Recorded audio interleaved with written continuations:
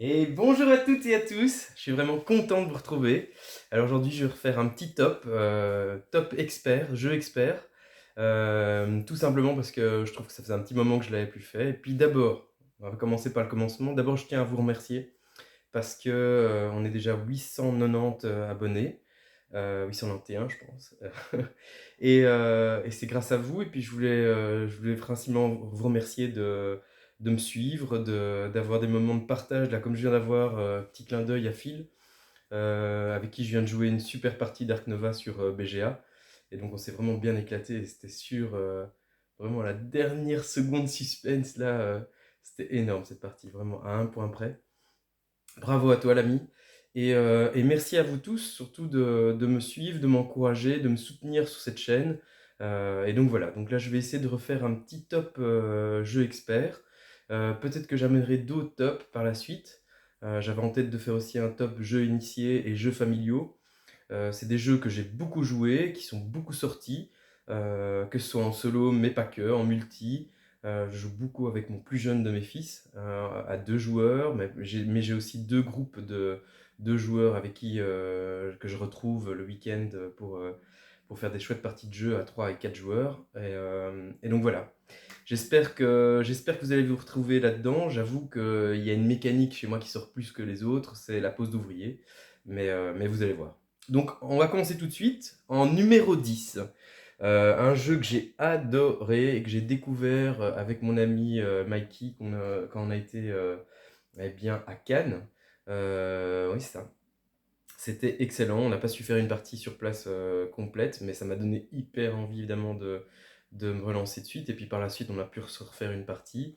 C'est Skymine, les amis. Skymine, un excellent jeu d'Alexander Pfister et de Victor Kobilk, aux illustrations de Javier Ingolem. J'espère que je le dis correctement. C'est toujours pas évident de prononcer correctement les noms de famille, mais bon, ça va. Il paraît qu'on fait pas de faute d'orthographe à ce niveau-là.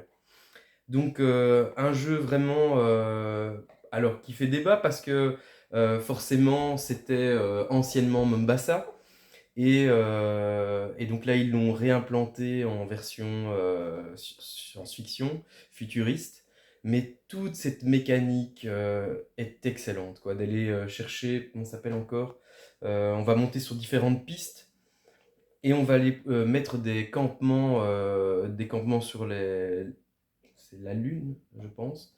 Euh, et pour ça, en fait, on va devoir faire évoluer sur les différentes de pistes comment c'est, des pistes minières qui vont nous donner différents bonus. Et donc, il y a des bonus quand on va se faire de la pause, de campement, etc., quoi. Et avec les cartes qu'on va jouer au bon tempo, au bon timer, au bon timing, pardon.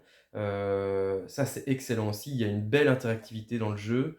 Vraiment un jeu que j'ai vraiment adoré, Skymine. C'est mon top 10. Voilà.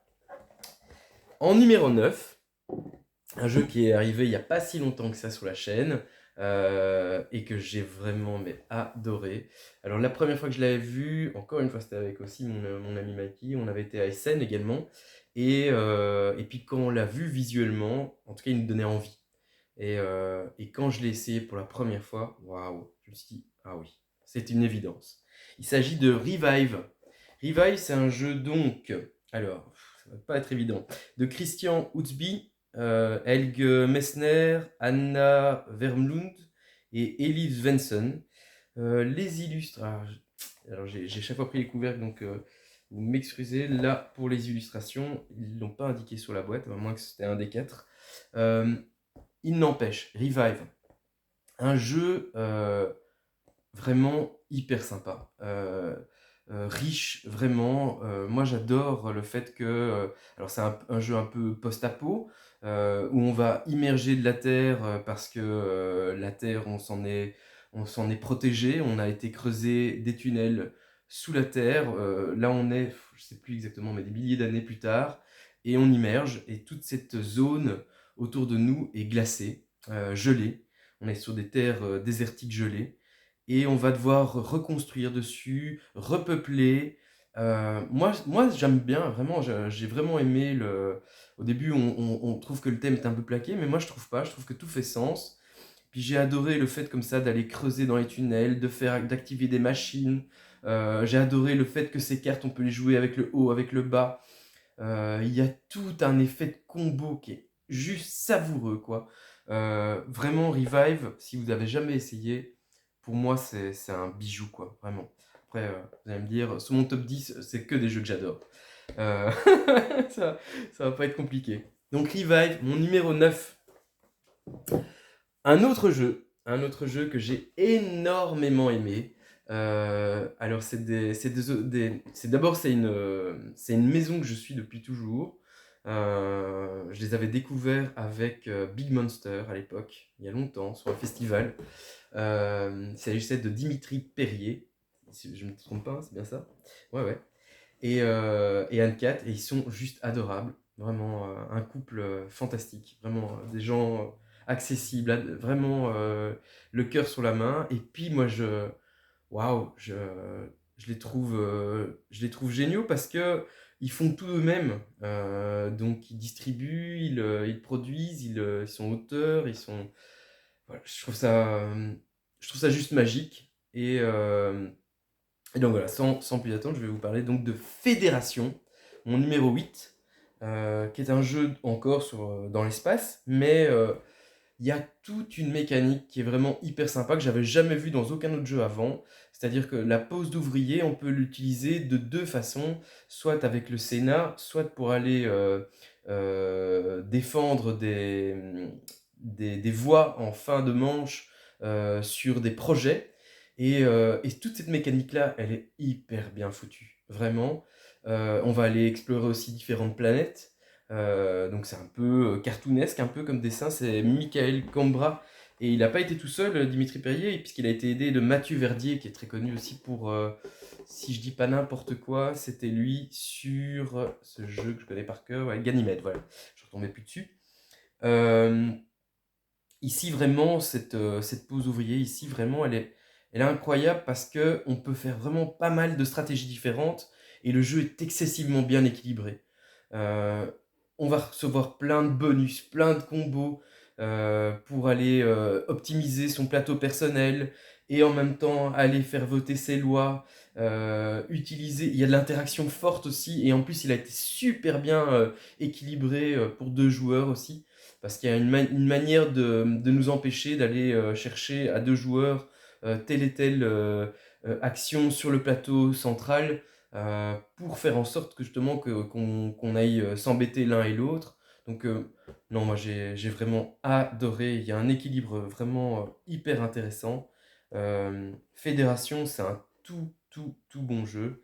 Euh, je l'avais kickstarté celui-ci, donc j'ai la version optimisée avec vraiment les composantes de luxe, mais ça change rien au fait que il n'y a pas grand-chose qui change, c'est vraiment des petits plaisirs en plus d'avoir des composantes un peu plus sympathiques, parce que ça nous immerge encore plus dans le jeu, ou en tout cas on a plaisir à manipuler des pions de meilleure qualité, mais il n'empêche que le jeu en lui-même, la mécanique, peut-être que le thème me parle moins, voilà, peut-être le côté peut-être un peu cartoonesque, c'est peut-être ce qui me procure le moins de plaisir, mais la saveur du jeu, la mécanique en elle-même, elle est juste géniale. Donc, Fédération, mon numéro 8, excellent jeu. Ensuite, un jeu qui est là depuis un bon moment, et forcément, plus les années passent, et ben oui, plus d'autres jeux passent devant lui, mais il restera, et je pense, pour toujours dans mes jeux coup de cœur. C'est aussi un auteur que j'aime beaucoup, que je suis aussi particulièrement. Il s'agit donc de mon numéro 7 avec Underwater Cities, donc de Vladimir Sushi. Évidemment, comme d'habitude, j'ai pas les illustres sur la boîte, dommage. Euh, J'essaierai de le mettre en détail dans la vidéo, ce que j'ai pas su vous donner comme info directement. Il n'empêche que ce jeu-là, c'est un kiff, vraiment. Le fait d'aller utiliser des cartes, donc si je ne me trompe pas, il y a trois types de couleurs différentes et on va les utiliser dans 3 types de slots différents aussi. L'idée, c'est de faire encore un jeu optimal. Donc on est nouveau dans un jeu post-apocalyptique. Ici, le monde effectivement est arrivé presque à sa perte. Et donc on va créer des dômes sous l'eau, des mini-cités sous l'eau. On va faire de l'aquaculture, on va créer, grâce à la recherche, des centres de recherche, des centres des fermes, de quoi gagner de nouveaux crédits pour faire de nouveaux projets, enfin bref. Et le truc, c'est qu'il faut jouer dans le bon slot qui combotte avec les cartes qu'on a récupérées. Donc il y a énormément de cartes, hein, c'est des gros paquets de cartes. Et il faut faire la meilleure combinaison possible. Et là aussi, c'est encore un jeu avec des combos, une course, hein, il y a une course sur les objectifs, des objectifs à récupérer le plus vite possible. Il y a une belle interaction, vraiment. Euh, donc c'est un jeu d'optimisation, d'engine building, d'un peu de tout, vraiment, il y a de tout dans ce jeu-là. Et de la pose d'ouvrier bien sûr, mais c'est un excellent jeu que ce très bon Underwater Cities, que je joue évidemment maintenant dorénavant plus qu'avec l'extension, puisqu'elle apportait en plus les plateaux double layer, qu'elle apportait le musée, qui était juste exceptionnel. Alors d'autres diront que cette extension n'était pas obligatoire. Moi, je trouve qu'elle est vraiment très cool. J'adore jouer avec le musée. Je l'ai énormément joué en multi, principalement à 2 joueurs, puisque se joue excessivement bien à 2 joueurs également. Mais j'ai joué aussi à 3 et 4, c'est un peu plus long. Mais c'est un excellent jeu, voilà, qui restera pour moi, voilà, de cœur, en tout cas, il restera, euh, j'espère, le plus longtemps possible, en tout cas dans mon top 10. Et donc là, ça fait des années qu'il y est. Donc il était en position numéro 7. Tout à fait. J'ai tout bougé. Voilà. On va essayer de pas trop faire de bêtises. Un autre jeu science-fiction, et un jeu où j'en suis déjà à ma 3e extension. Voilà. Un jeu de Paul Dennen. Zut et flûte, et comme d'habitude, les illustrations pas sur la boîte. Va falloir qu'ils y pensent un petit peu un jour, hein, ça. C'est bien de parler des auteurs, mais les illustrateurs, ils sont pour beaucoup aussi dans l'immersion du jeu. Il s'agit de Dune, mon numéro 6, Dune Imperium. Un jeu de deck building, un jeu de pose d'ouvrier, un jeu d'affrontement, un jeu où on va avoir des rebondissements. Alors oui, il y a une part de hasard, forcément, dans des cartes qu'on va pouvoir jouer au moment de la résolution des conflits, mais c'est toute la saveur du jeu. Et là, donc, j'ai pris l'avènement d'X, et puis j'ai pas encore joué à la dernière extension, ça je sais plus. Ça me revient plus, désolé. Il y avait l'avènement d'X, et il ne me revient plus, le titre ne me revient plus. Mais je l'ai aussi, et je ne l'ai pas encore fait, justement. Ça va sûrement arriver dans les semaines, mois qui viennent. Mais je ne l'ai pas encore essayé. Dune Imperium, c'est vraiment un jeu où, au tout début, je ne sais pas pourquoi, le fait que ses composantes étaient vraiment des petites formes géométriques en bois, ça ne m'inspirait pas. Et c'est complètement con. Parfois, j'ai comme ça des blocages inutiles. Et puis finalement, je les ai améliorés. Mais c'est pas ça, c'est que la première fois que j'ai joué avec, ça faisait sens parce que je me sentais vraiment être dans Dune, en fait. J'avais vraiment le sentiment de faire des complots, vraiment le sentiment de faire des combats pour récolter comment on fait des batailles pour récupérer, je sais plus comment ça s'appelle. Euh, Comment on appelle ça encore ce terme?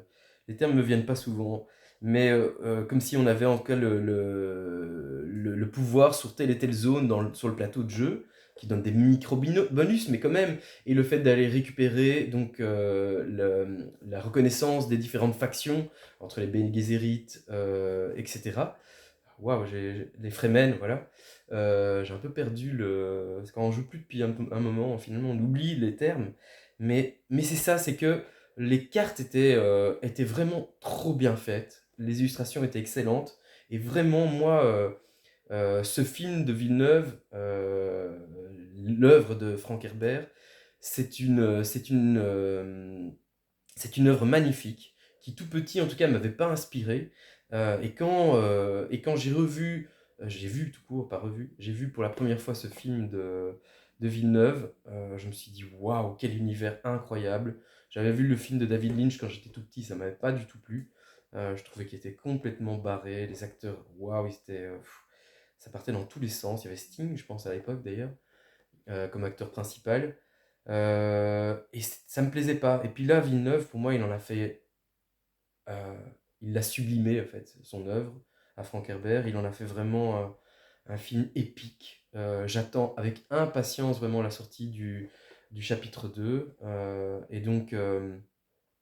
Le jeu m'a procuré cette même sensation, c'est que quand j'y ai joué, à ce deck building incroyable, où je peux épurer mon deck, où je peux aller recruter des factions pour aller sur la bataille, où je peux récupérer la reconnaissance, comme je disais, des différentes factions.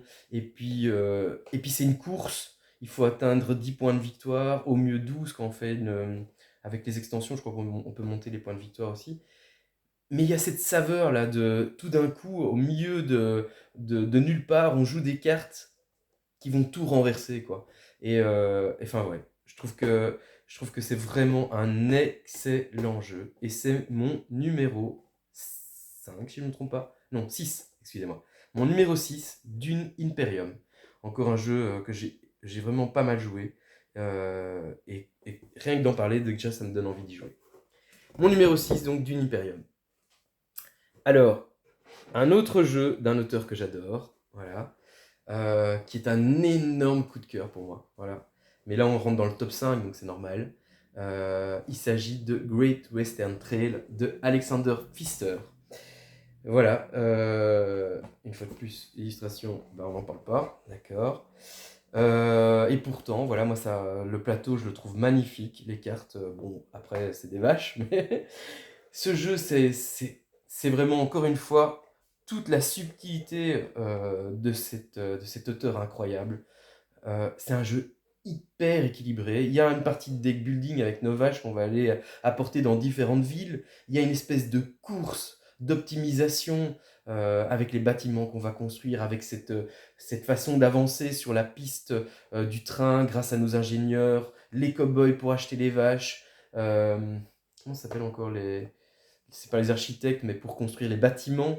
On va aller pourrir les autres qui sont obligés de payer des taxes en passant sur notre chemin.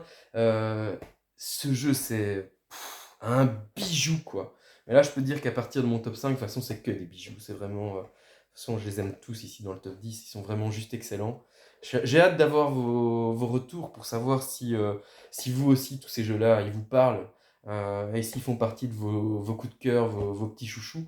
Mais en tout cas, moi, Great Western Trail, la dernière édition, c'est vraiment un de mes jeux préférés, un jeu que j'ai beaucoup joué et que je ne me lasserai pas un seul instant de ce jeu. Là, j'ai acheté récemment donc la Ruée vers le Nord, c'est ça? Je sais jamais si c'est vers l'Or ou le Nord. Je l'ai pas encore essayé. Donc ça fait déjà deux extensions de mes jeux préférés que j'ai pas encore essayé. J'en ai acheté pas mal justement des extensions.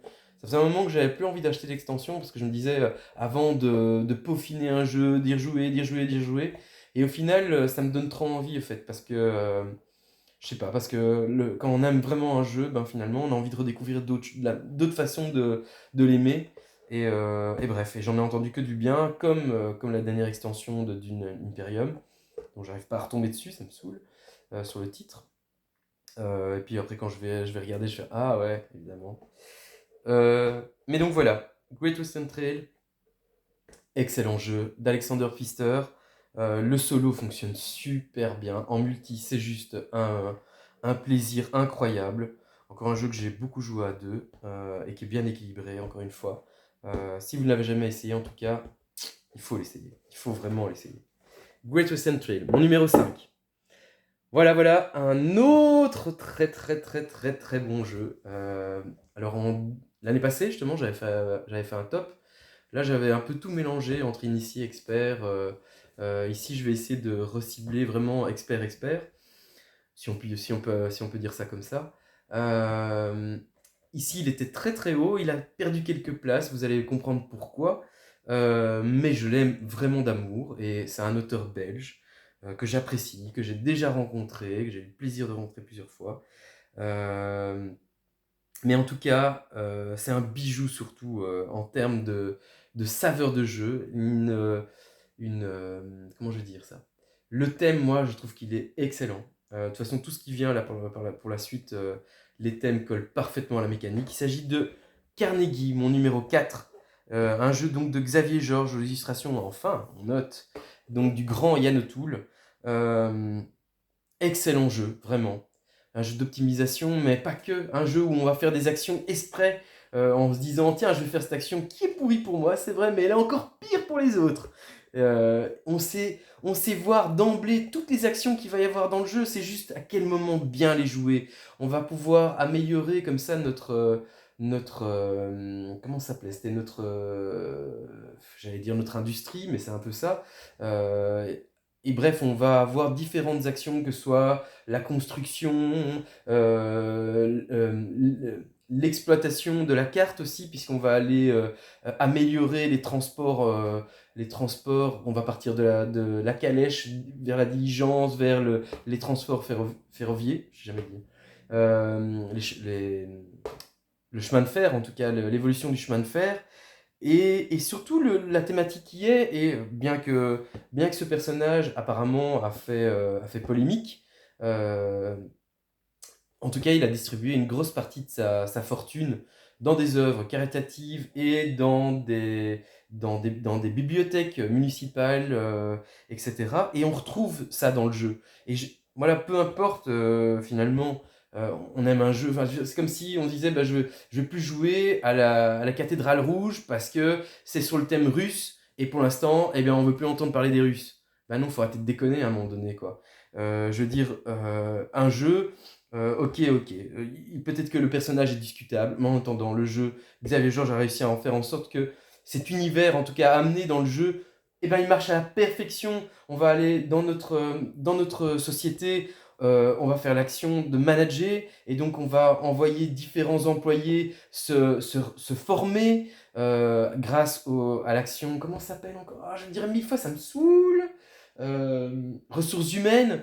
Et le fait d'aller comme ça emmener ses employés à évoluer, eh ben on ne peut pas les activer tout de suite. Hein, c'est quand on les redresse, finalement, ils se sont formés, maintenant ils vont pouvoir faire de nouvelles actions thématiquement, mais tout colle, quoi, tout est bon.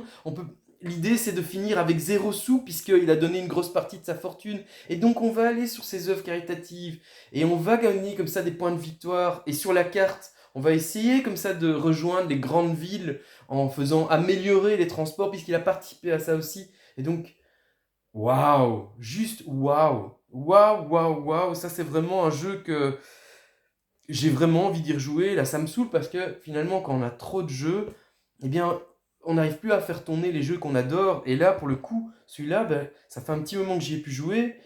Et j'ai envie d'y rejouer, clairement, quoi. Parce que c'était trop bon, ce jeu. Trop bon. Carnegie, quoi. Carnegie, mon numéro 4. Anciennement, peut-être 2. Euh, mais il a chuté, sans vraiment chuter. Pour moi, 4, de toute façon, c'est exceptionnel. 4 sur 300 que j'ai. Alors, c'est pas 300 jeux experts, évidemment, mais j'en ai déjà pas mal maintenant dans ma collection. Euh, En tout cas, numéro 4, en tout cas, sur une belle collection. Je trouve que c'est un très bon classement pour un excellent jeu. Voilà. Je les mettrais bien tous en numéro 1, mais je peux pas. Donc voilà, il faut bien faire un petit classement. Mais en gros, de toute façon, ça veut dire qu'il est dans mon top 10 et presque top 3. Et il aurait pu y être, clairement. C'est juste parce que le top du top 3, bah, c'est que des très très très très très bons jeux. Et donc voilà, c'est un peu logique. À un moment donné, il faut faire des choix. Choisir, c'est renoncer. Carnegie, entendant que ce soit les illustrations magnifiques, la thématique qui colle aux mécaniques, euh, voilà, c'est juste une pépite ludique. Voilà, une pépite ludique. Et peu importe ce qu'on dit sur Carnegie, sur ce personnage, en attendant, Xavier Georges en a fait un jeu juste marvelous, quoi. Wonderful, exceptionnel. Voilà, on arrive dans le top 3, les amis. Et là, ça envoie du lourd, ça envoie du pâté. Un autre jeu que j'avais vraiment aimé, que j'avais mis plusieurs vidéos sur la chaîne, mon top 3, Ultimate Railroad. Voilà, un jeu donc de Helmut Holley et Leonard Hogler. Exceptionnel. Exceptionnel. Voilà, si vous n'avez jamais joué, vous avez l'impression que c'est un jeu expert. Et pourtant, tout est fluide. Donc sur le thème évidemment du chemin de fer. On va poser des rails de différentes valeurs pour aller rejoindre des grandes villes. La première bouture évidemment est sur la Russie. Alors on va dire oh, la Russie, on va pas jouer à Ultimate Railroad parce que c'est sur la Russie. Eh ben non, parce qu'il y a aussi Amérique, Asie, Allemagne. Tout est dans cette boîte. Et cette boîte vaut vraiment la peine. Et j'ai même pas encore tout essayé. Tellement je prends du plaisir déjà rien qu'à jouer déjà à Russian Railroad. À Allemagne aussi que j'adore. J'ai envie de m'y mettre sur l'Amérique et sur l'Asie. L'Asie apparemment est un des préférés. Mais c'est juste savoureux en fait. C'est juste que quand on fait une action qui entraîne sur une autre, qui entraîne sur une autre, qui entraîne sur une autre, c'est là qu'on se dit mais waouh quoi. C'est un tel kiff comme ça de satisfaction personnelle d'avoir réussi à aller chercher au bon moment le jeton qui nous permet de faire derrière une action, qui va permettre de récupérer quelque chose d'autre, qui nous permet de refaire autre chose. Waouh! Ça, Ultimate Railroad pour ça en tout cas, c'est ce qu'il apporte. Un jeu entièrement de satisfaction personnelle, quoi. Où on se sent malin pour une fois dans notre vie. On se dit, waouh, j'ai vraiment assuré sur ce coup-là. C'est incroyable. C'est juste incroyable ce qui me permet de faire, quoi. Et oui, la mécanique, la thématique colle parfaitement à la mécanique, encore une fois. J'ai vraiment le sentiment d'être avec ma casquette de chauffeur de train. Et voilà, et c'est parti, quoi. Waouh, extraordinaire jeu, vraiment. Ultimate Railroad, mon numéro 3, les amis. Et donc voilà, donc on arrive sur les 2 derniers jeux. Alors, celui-là, je pourrais vous en parler parce que justement, j'avais fait un petit clin d'œil en début de vidéo. C'est un jeu que j'ai pas aimé au début. Pas aimé entre guillemets. Il y avait une telle hype sur ce jeu que, sincèrement, moi, la hype m'a écœuré. Et puis, il coûtait pas rien, il coûtait quand même plus de 70 boules.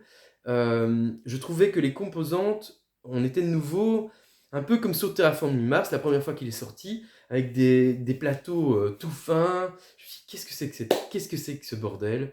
De qui on se fout là? Et donc, encore une fois, ça m'arrêtait bêtement. Quand j'y ai joué 1 ou 2 fois, je reconnaissais que la mécanique, j'avais bien aimé. Le fait comme ça qu'on peut améliorer nos actions de cartes, ouais, c'était cool. Mais il y avait ce thème qui venait de nulle part, un peu, enfin pour moi en tout cas, moi qui me parlait pas. Parce que petit, j'avais jamais aimé, mais je vais vous montrer évidemment. Hein. Il s'agit bien évidemment d'Ark Nova, qui est monté très très haut évidemment dans mon top 10. Alors que l'année passée, il n'était même pas dans mon top 10, c'est pour vous dire.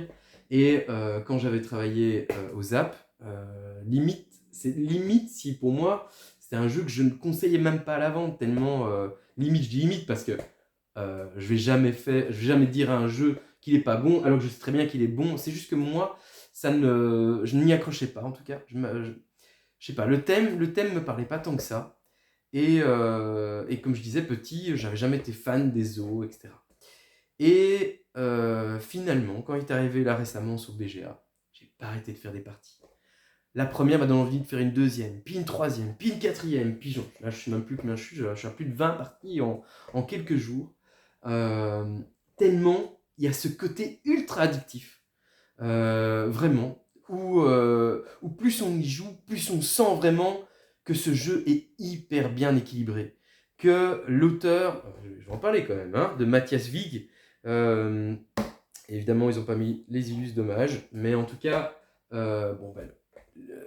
comment je vais dire, ça me plaît finalement, ça me plaît de jouer des animaux, c'est rigolo parce que là encore, là tantôt, je jouais avec mon ami Phil et et on se disait, tiens, c'est marrant, je faisais la réflexion que je jouais à un ornithorynque et je me disais, c'est marrant, je savais pas que les ornithorynques avaient un côté venimeux. Euh, et, euh, et finalement, ça apporte quand même des petites connaissances intéressantes. Mais c'est pas ça, c'est que vraiment le côté vraiment d'aller jouer les actions au bon moment, encore une fois, d'augmenter la manière d'y jouer de partie en partie, notre savoir, mais aussi notre plaisir d'aller d'aller aussi essayer des nouvelles façons d'optimiser nos coûts, d'une partie à l'autre, de pas tenter les mêmes choses parce que ce jeu nous le permet, c'est ce que je voulais dire en matière d'équilibre parfait. Là, dans la partie que je viens de faire, là juste avant, bah, j'ai pas du tout utilisé les mêmes actions que d'habitude, j'ai pas du tout optimisé les mêmes cartes que d'habitude. Et c'était cool de tenter d'autres choses. Et c'est cool d'avoir plein de parcs avec des effets différents. C'est une des premières fois d'ailleurs, j'avais fait une partie aussi où on partait sur un parc symétrique. Et je vous le conseille de le faire parce que ça évite peut-être cette frustration de se dire qu'il y a un parc qui est plus cheaté qu'un autre. Je pense notamment au lac d'argent que j'ai eu une fois en partie et qui était juste... c'était dingue. C'était dingue. Je pense à mon ami Seb à qui j'ai fait une partie sur BGA, on s'est marré comme des fous. Et puis il était deg et je comprends parce que j'avais tout comboté sur les thunes et j'avais déjà ce lac qui me permettait d'optimiser mes thunes à mort, à mort, à mort. Et donc clairement, lui, il a eu ce côté frustration parce que son parc ne combotait pas comme il voulait et ça lui apportait pas les mêmes bonus que moi. Et donc, je vous invite à jouer à des parties avec les mêmes parcs. Comme ça vous donnera en tout cas, même si les cartes seront différentes, forcément, il y aura des cartes qu'on va recevoir l'un et l'autre, puisque toutes les cartes sont uniques, c'est quand même ouf ça, ce jeu aussi. Hein. C'est exactement comme Terraforming Mars, à ce niveau-là, au niveau de la qualité, du nombre de cartes différentes et uniques, elles sont toutes différentes. Et donc, avant de toutes les essayer, c'est impossible de toute façon d'avoir une partie à l'autre, d'avoir la même partie, tellement il y aura déjà les projets qui seront pas les mêmes, il y aura déjà les parts qui seront pas les mêmes, les cartes qui vont pas venir au même moment dans la rivière. Enfin bref, euh, plus j'y joue, plus j'aime. Et donc, il y a que les cons qui changent pas d'avis, comme on dit. Et je pense à mon pote Mikey, avec qui j'ai toujours dit Ark Nova, non mais c'est mort, moi, ça m'a saoulé, la hype et tout. Et en fait, je comprends cette hype, parce que je suis moi-même maintenant hypé, mais dans le bon sens. Je suis hypé parce que j'y ai joué et que j'ai surkiffé d'y jouer. Et pas parce que 1001 personnes parlaient de ce jeu en disant c'est le meilleur ever, si vous ne l'avez pas essayé, vous êtes un gros idiot, il faut l'essayer à tout prix. Ça me saoulait. Je voulais pas qu'on me vende le produit avant que j'ai pu découvrir par moi-même à quel point il était bon en fait. Et maintenant que c'est fait, que c'est chose faite, et ben finalement je comprends très bien la hype. Voilà, donc Ark Nova, mon numéro 2, voilà, parce que pour moi, il ne pouvait pas détrôner mon numéro 1. Mais actuellement, je l'ai plus joué que mon numéro 1. Peut-être pas peut-être pas comment je vais dire ça, le, le jeu physique, je l'ai joué plus à mon numéro 1 que Ark Nova. Ici, je l'ai joué plus sur BGA, je vais y arriver. Mais en tout cas, il ne pouvait pas le détrôner, mon numéro 1, parce que mon numéro 1, c'est mon gros coup de cœur depuis toujours. Et si il ne devait rester plus qu'un jeu, actuellement, c'est ce que je me suis dit sur toute ma collection, si je devais perdre tous mes jeux, ce qui serait juste horrible en fait, et que je devais en conserver plus qu'un, eh bien je garderais mon top 1. Voilà. Et donc je vais vous en parler tout de suite. Mais Ark Nova, mon numéro 2, eh ben oui, un très très bon jeu. Mon numéro 1, les amis, voilà, c'est mon numéro 1. On va dire qu'il l'était encore, même s'il était encore l'année passée, mais c'est juste que j'avais tellement découvert avec énormément de plaisir Ultimate Red Road, qui était mon numéro 1, et Carnegie, que finalement j'en arrivais à oublier ce jeu. Et après, j'en ai refait cette année, évidemment, des parties physiques. Euh, et là, j'ai acheté évidemment, encore une fois, les extensions que j'ai pas encore faites, avec l'affaire du Nil, si je dis pas trop de bêtises, et le projet Lee Water. Bref, mon numéro un d'auteurs évidemment que j'adore, Barrage, mon numéro un de Tommaso Battista et Simone Luciani, et aux illustrations Antonio De Luca. Barrage, que dire? Que dire, que dire? Si ce n'est que c'est un jeu pour moi où juste, mais déjà, le thème, oui, j'ai le sentiment vraiment, vraiment, que je vais aller chercher l'eau, que je vais l'amener dans mes barrages, que je vais créer de l'électricité grâce à mes barrages hydroélectriques, euh, que je vais optimiser mon plateau personnel, que ces trous d'action où les ressources sont tendues, je vais ramer comme un malade, je vais essayer de comboter dans ma tête les meilleurs coups, je vais anticiper 3, 4 coups à l'avance pour essayer de récupérer au plus vite ces ressources qui sont minimalistes, que je vais envoyer évidemment mes ingénieurs au bon moment, je vais essayer en tout cas d'aller produire avant que l'autre n'y arrive ou les autres y arrivent pour pouvoir dégoter les meilleurs contrats qui vont me faire monter sur la piste plus loin et plus vite qu'eux pour optimiser tous mes coûts. Et donc oui, un jeu d'une saveur magnifique, vraiment. S'il ne devait en rester plus qu'un, les amis, ça serait Barrage. Barrage, mon jeu coup de cœur ever.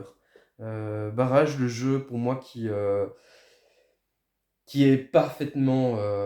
il n'est pas toujours gentil, ça c'est clair, il y a une très forte interaction, mais je m'en fous, même si je me fais laminer par des joueurs bien plus expérimentés que moi, bien plus doués que moi, je m'en fous. J'ai repris du plaisir à jouer à Barrage parce qu'il est génial, parce qu'il fait fumer les neurones, mais il est juste exceptionnel et la beauté de ce jeu, elle est juste magnifique. Et pour moi, j'ai vraiment le sentiment d'aller chercher cette goutte et d'aller placer mes barrages à l'endroit, j'espère, à l'endroit idéal, faire suer les autres en allant mettre le barrage juste au-dessus du leur pour leur dire ah, c'est quoi ta goutte? Et ben finalement, c'est moi qui récupère l'eau et je l'amène par mes conduits. Et ah, c'est pas de bol, tu seras rien en faire parce que je vais l'amener par un autre conduit et du coup, tu seras pas récupéré le surplus dans ton barrage à toi. Enfin bref, c'est énorme quoi ce jeu, c'est juste énorme.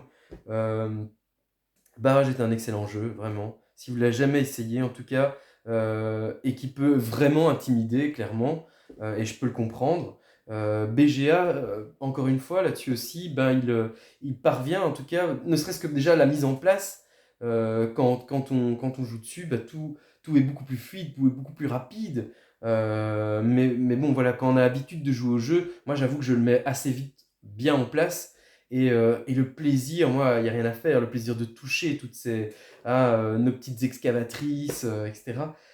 C'est un plaisir fou, tourner ces trous, faire couler les gouttes. Non, Barrage, c'est vraiment mon jeu favori. Et il mérite cette place numéro 1, les amis, de mon top 10. Donc, de ce top 10 jeux experts. Voilà les amis, euh, j'ai hâte, vraiment hâte d'avoir vos retours, que vous me disiez vous-même c'est quoi votre top 3, c'est quoi votre top 10, de vous remercier encore infiniment de m'avoir suivi jusqu'à aujourd'hui, de continuer à m'encourager. J'espère atteindre dans pas longtemps les 1000 abonnés, c'est un peu mon souhait. J'espère vraiment y arriver pour pouvoir continuer à produire et à mettre des vidéos sur la chaîne. C'est parfois un peu frustrant de voir que on est parfois content comme ça de voir ouais chouette il y a plein de vues et puis en une fois d'autres qui s'arrêtent un peu rapidement. Et puis on sait pas trop. Oui, je regarde évidemment sur mon YouTube professionnel pour voir si les gens restent sur la vidéo, s'ils ont du plaisir à suivre. Parce que c'est vrai que je mets pas beaucoup de montage finalement. Moi j'ai cette envie de faire quelque chose brut et que j'ai pas forcément les moyens d'investir dans quelque chose d'un studio ou quoi, et j'ai beaucoup d'estime pour ceux qui le font. Il y a beaucoup de youtubeurs que j'adore suivre, hein. Je pourrais en parler de plein, comme bien sûr Etrigan, bien sûr Chaps, bien sûr Willy Holly, bien sûr euh, Martin, les deux Martin en fait du Canada que j'adore regarder, de la zone jeu de société et la zone de jeu. Il y en a plein en fait, vraiment que je suis et que j'ai plaisir à suivre. Les jeux en solo, c'est toujours hyper sympa, il y en a plein aussi là-dessus. Qui sont très chouettes et qui donnent vraiment envie de et je passe pas mal de temps à regarder aussi des youtubeurs, j'avoue, et c'est cool parce que ça prouve qu'on fait des trucs différents et c'est ça qui est sympa et donc voilà, encouragez-moi, mettez des pouces, abonnez-vous, qu'on essaye d'atteindre ces 1000 abonnés, ça pourrait être cool vraiment. Abonnez-vous si ce n'est pas encore fait, commentez parce que vous savez à quel point moi j'ai du plaisir à vous répondre, et à voir, votre engouement, votre passion, notre passion commune. Prenez soin de vous, les amis, jouez en famille, entre amis. Je vous dis de toute façon à très bientôt pour de nouvelles vidéos et de nouvelles aventures ludiques. Et d'ici là, prenez soin de vous, les amis. Ciao, ciao.